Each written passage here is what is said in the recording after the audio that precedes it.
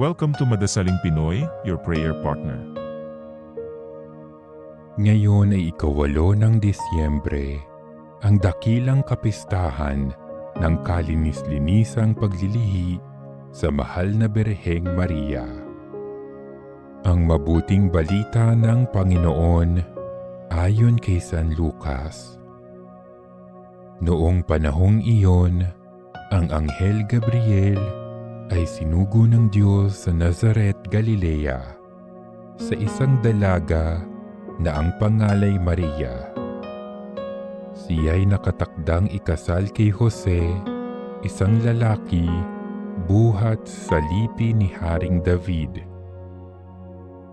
Paglapit ng anghel sa kinaroroonan ng dalaga, binati niya ito.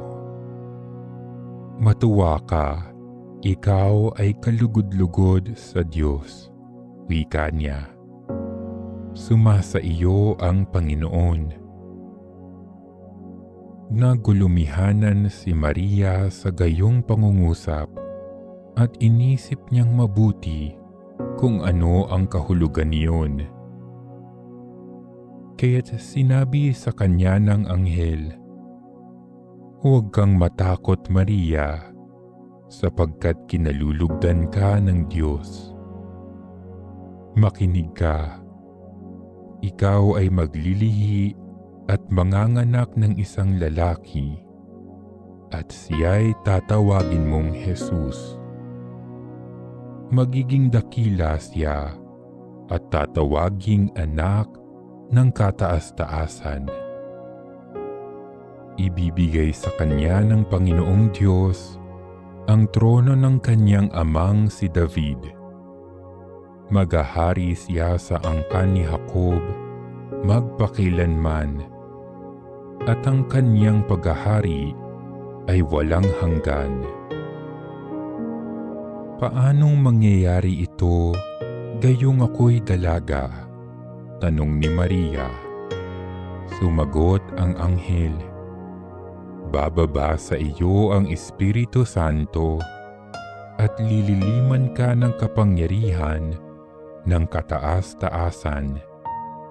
Kaya't banal ang ipanganganak mo at tatawaging anak ng Diyos. Natatandaan mo ang iyong kamag-anak na si Elizabeth. Alam ng lahat na siya'y baog, ngunit naglihi siya sa kabila ng kanyang katandaan.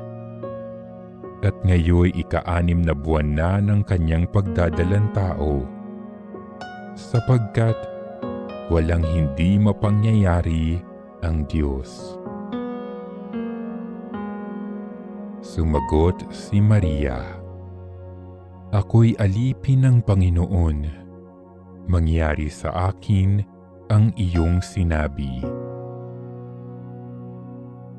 At nilisan siya ng anghel. Ang mabuting balita ng Panginoon.